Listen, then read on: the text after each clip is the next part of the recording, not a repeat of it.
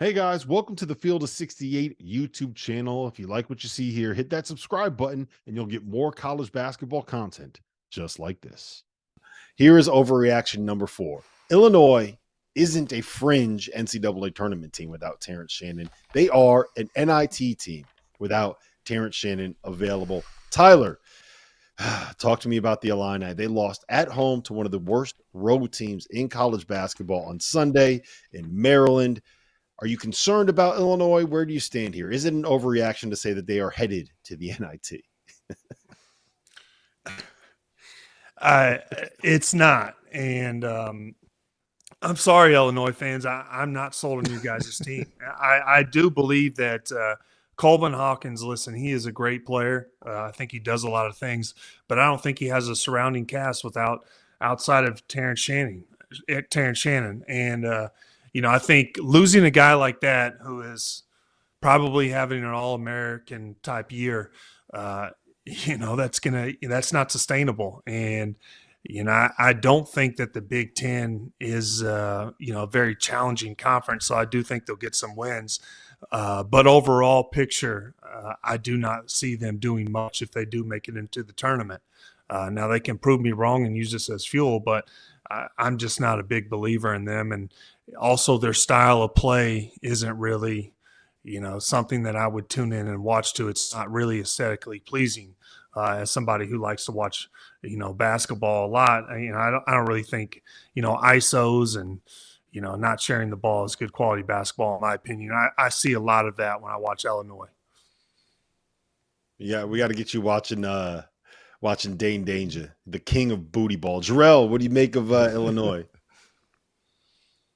I think they're going to be on the cusp. Obviously, they just lost a major, a bad loss at home to a team that's struggling on the road, like you said, Maryland. But look, they're gonna have to find a way to piece together a couple more quality, I would say, home wins, because I don't know how many of them they're actually gonna have an opportunity to get anyway on the road. But they're gonna need to beat another solid team or two in their conference to ensure that they get in. And now, obviously, we don't know exactly what's going to happen with Terrence Shannon, but man, it changes the dynamic of that team greatly, man. He's such a good player. So, is it a possibility? Absolutely. I wouldn't call it an overreaction for sure. It's a possibility that they kind of they hit a skid here and they start to struggle a little bit, and they drop some games. And to be honest with you, you don't have a ton of games this year in the Big Ten that you can afford to just lose, like, because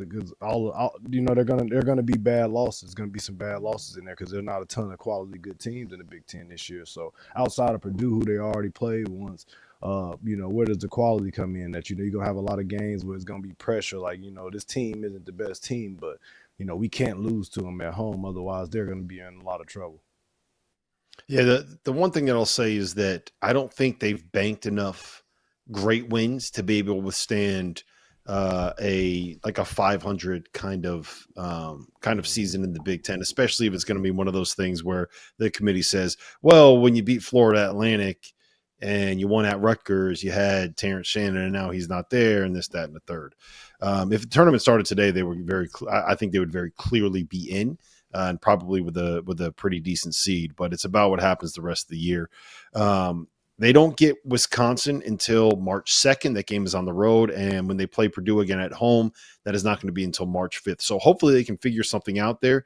It sounds like there's still a chance that Terrence Shannon could end up coming back. I'm not going to sit here and pretend like I know what's going on with that legal situation. The only thing that I'll just add here, I want to read you guys a quote that came from Rick Pitino after St. John's lost by a point at Creighton. He said, "I don't feel good. When we lose, I effing hate the world. Just so you understand that. I don't feel good. I've never felt good with a loss. I don't believe in those valiant efforts on the road. I feel like I want to kill myself, jump in the cold, and die of frostbite." That seems like a little bit of a different attitude than Illinois fans had after keeping it close with Purdue on the road. So that's from a guy that is a champion. You've heard Tyler Hansbrough.